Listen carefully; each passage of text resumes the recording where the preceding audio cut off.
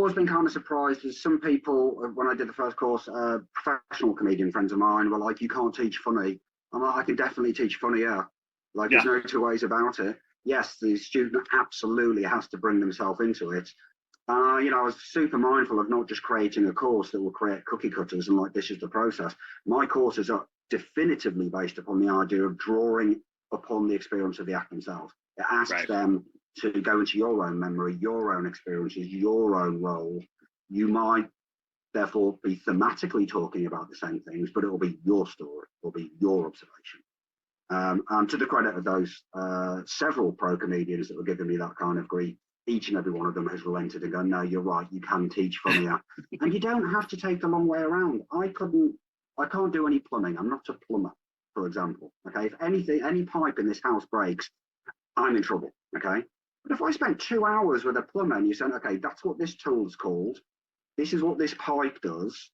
Okay, in just 2 hours, I would know 1,000% more than I knew 2 hours earlier. That could only be helpful if there's a leak. I might not be good enough to fix the leak, but I can probably stem it, maybe give it a bit of informed information to the plumber who I still have a need to call. I don't really understand why acts put so much, new open mic acts I'm referring to. You know, it's a lot of investment, as you obviously understand. You know, it's a chunk of an evening. You might be on stage for 5 minutes, but you're out for the evening. Yep. You're traveling across town. You're looking for ideas. You're constantly writing stuff. You're rehearsing, writing, editing, filming yourself, looking back at it. You're going to spend money on travel, a couple of drinks, maybe a donation to the show, a takeaway on the way home. It's a significant investment of time. Why would you do it the long way around when there's some really, and not for me alone, my courses are brilliant. My reviews show that. My reviews are just stellar across the board. And they come with a guarantee, my courses, by the way. I'd like to make that clear, a 30-day money-back guarantee. But there are other people that will teach, either in live or online. They're going to show you so many of the rookie errors that you can sidestep, or at least be ready to anticipate so you handle them better. And therefore, you're just going to progress that much more quickly. So if my course, the beginners, is £100, $120, you know, that's the cost of 5 shows, attending 5 shows, maybe. The advanced course, therefore, about 10. You're going to learn so much more on these courses than you're going to learn at any single 5 or 10 shows you ever attend. And, you know, become more respected, more of a face on the scene that much more quickly. To me, it's obvious. But obviously, new people don't know what they don't know.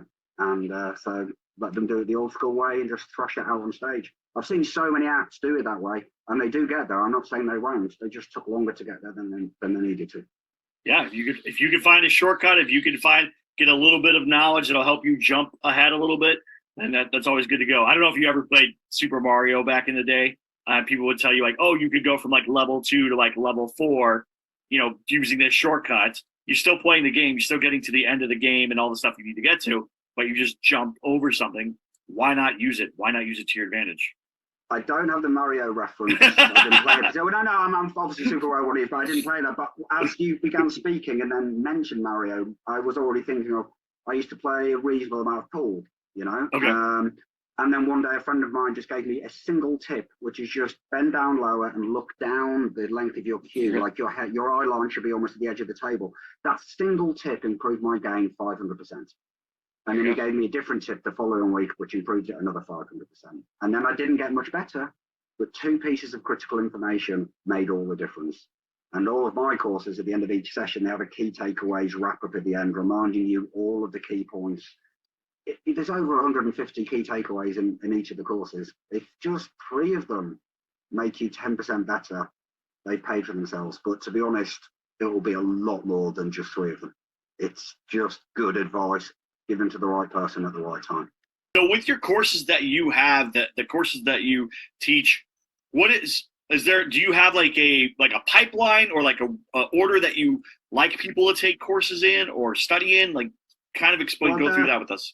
There's 3 online courses. The names of 2 of them kind of dictate themselves. One is stepping into stand-up comedy. That's quote unquote the beginners. So I think there's 22 sessions in that. The whole thing is step by step. Each of them is step by step. And at the end of each step, each chapter, so to speak, there's a wrap up of the key takeaways and then a practical challenge, something the student should do before taking the next session.